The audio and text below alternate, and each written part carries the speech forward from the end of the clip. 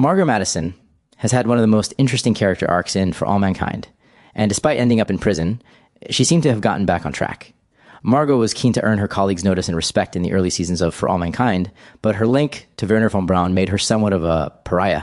Margo was eventually able to escape Braun's shadow and rise through the ranks to become the director of the Johnson Space Center, but on her way there, she became involved in some shady dealings with the Russians.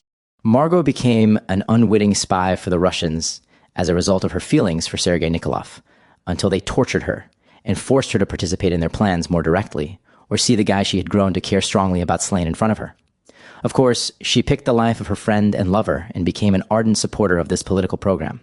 When her treason was uncovered, Margo asked the Russians to provide her asylum and protect her from prosecution in the United States. Of course, this backfired in some respects, and she ended up in an American prison cell, but it could have been. In For All Mankind Season 4, Margo is seen working with the Russian space program, which leads to her return to the United States with diplomatic immunity.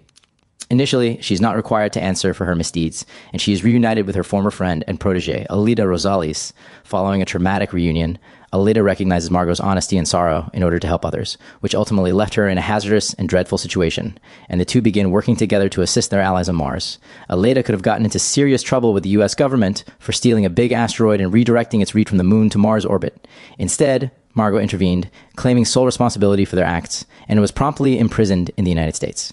This is where she appears in For All Mankind, Season 5, Episode 1. Despite being in prison, Margo has a higher quality of life than she did in her prior. As previously said, Margo traveled to Russia to seek refuge. Margo would have been sentenced to federal jail, or, worse, the death penalty for treason. Unfortunately for her, her fate worsened upon arrival in Russia. Margo was given a chance to work with the Russian space program, which would entail continuing to devote herself to the only thing she had ever loved unconditionally. Instead, she was kept in the dark, spied on, and continually instructed to wait for an update.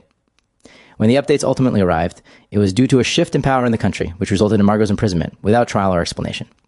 There, she was beaten and tortured, and things only got worse. When Margo was released from captivity, Irina Morozova formed a tight relationship with her in order to capitalize on her skills and insider knowledge. Margo was always being observed, even when she was at her most at ease in Russia, walking every day, interacting with locals, and eating freshly baked delicacies while working at Roscosmos.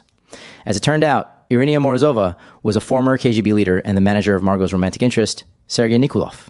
Irina was also responsible for Sergei's death in cold blood, and she considered Margo as a tool to be utilized when necessary and stored away silently when not. Margo's life in a U.S. prison appears to be preferable to her life in Russia. Margo has the option to meet with friends like Aleda during visiting hours. She does not have to worry about the authorities breaking into her home at night and torturing her, and she is far from monsters like Irina Morozova. Yes, it isn't perfect, but it gives her a better life than she had in For All Mankind.